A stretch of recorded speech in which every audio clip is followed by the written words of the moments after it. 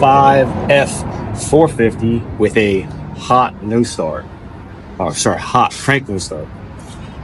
Doing the basics is key when trying to diagnose these trucks. For all you who like to crank them until they are absolutely dead, stop. If it doesn't crank and fire within 10-15 cranks, you're probably not going to get to the start.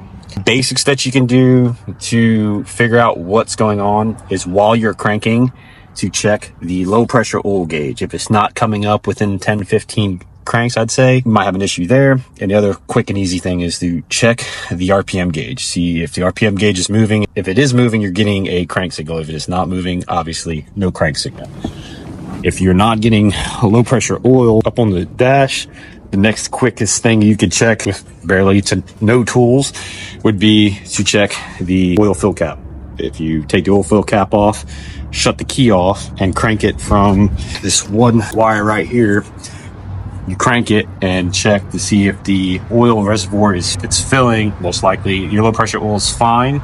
If it is not, there's a pressure relief valve on the right behind the crank dampener. That'd be the next quickest and easiest thing to check.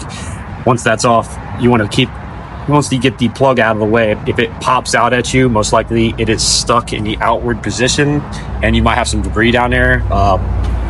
Pull it out and inspect what you have. If it's like a tiny thin piece of metal, cylinder in shape, most likely it's a lifter bearing. However, these trucks are notorious for picking up little bits of debris.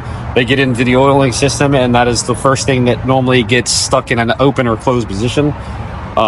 Sometimes you can clean the bore out, put it back in, and crank it over. You'll gain low pressure oil. If not, got to continue to diag further. So with this being a hot nose start, we went out, drove the truck, got it up to temperature, came back and tested it from the IPR port. Now, you can test it from the ICP. I don't typically like to do it that way because then you have to command on the IPR to 85% to close the system to check for a leak. However, if you do it from the IPR port, it allows you to pressurize the system to whatever you have your shop regulated air at. If you test it by the ICP, most likely you'll hear a slight hiss coming from the high pressure pump area. And that would be, you're looking at the high pressure pump, the IPR bleed off. It sits right behind here. It's a little open passage.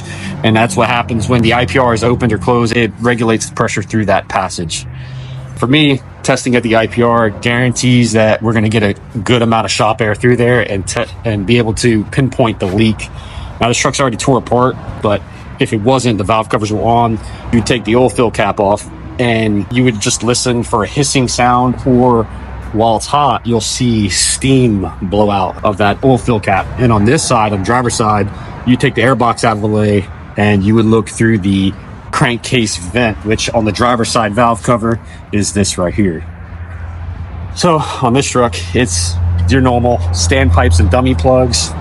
They're pretty common fail points on these trucks, especially if you get cheap Dormans. Unfortunately, Ford has gone to using Dorman for some of the parts on these trucks. So even if you do get a Ford one, you're going to run into Dorman parts in the truck. So this is what it looks like. It blows out that O-ring. This one was leaking really bad from the driver's side, but if you're going to do this, you might as well do all four because the passenger side was not leaking. However, it's starting to show signs that it was getting ready to go. You can see how the O-rings are very flat. And I haven't gotten the standpipe out of this one quite yet. Not on the driver's side. That's unfortunately, sometimes they get stuck in there and you got to fish them out.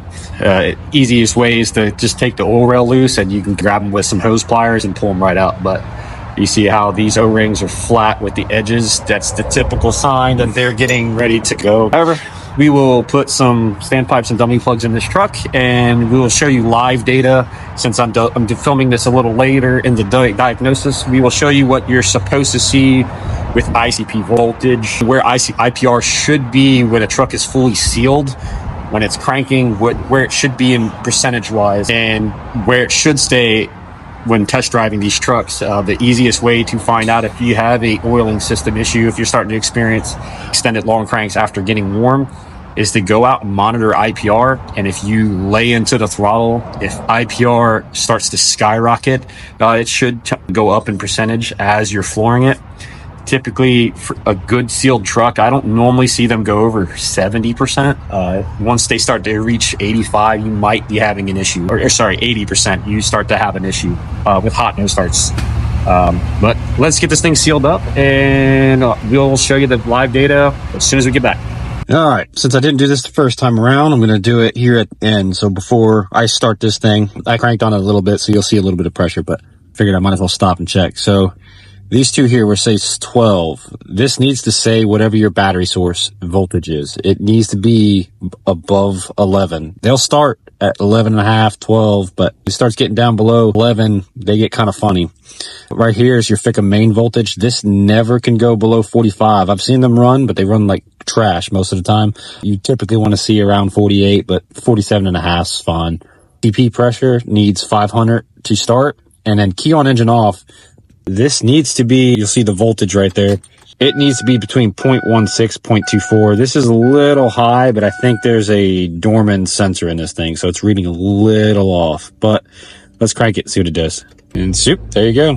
So what I'm gonna do now is I'm going to drive this thing, get it nice and hot, and we're gonna go recheck. I will be back shortly. All right, now it's starting to get up to temp here. I figured I'd start filming to see what all the live data as we drive. You can see the IPR is hovering around right about 50%, which is about normal for these things. And when you go to wide open throttle, it gets up there around 80.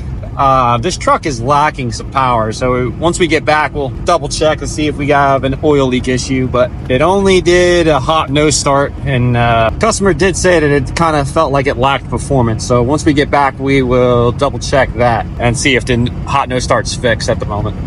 We may have some other hot oil leaks. Sorry for the bouncy video footage. This thing's kind of bouncing all over the place, but you can see thickened voltage staying around 48. We have 14 volts of battery. So thing's charging, it's doing everything it's supposed to do. Injection pressure looks pretty good. It's hovering right around 1600, and even when you do a nice little roll into the throttle, it matched desire pretty well. So we're gonna keep driving this thing until it's up to temp, and then we'll get back to the shop and check to see if we got everything fixed. Alrighty, we are post test drive. We are up at operating temp. We do have something going on with the air filter. I just double checked and made sure it was in right, and the sensor's plugged in, so we got something going on there. I'll check that here in a minute. I just want to make sure my hot no start is fixed. So we got good battery voltage, good FICM voltage. IPR is at 15%, key on engine off. ICP voltage is, spec on that is between 0.16 and 0.24 or so. Yeah, obviously we're right there. Let's see if it builds pressure and fires. There she goes. Hot no start. Fix standpipe and dummy plugs. Did forget to put the torque spec on here for the standpipe and dummy plugs. Both of them per Pro Demand says 60 foot-pounds. I'll have Brandon put up the torque sequence for the valve covers and everything else. So thank you for tuning in for Green Line Diesel and Auto. Stay tuned. Remember to share and subscribe.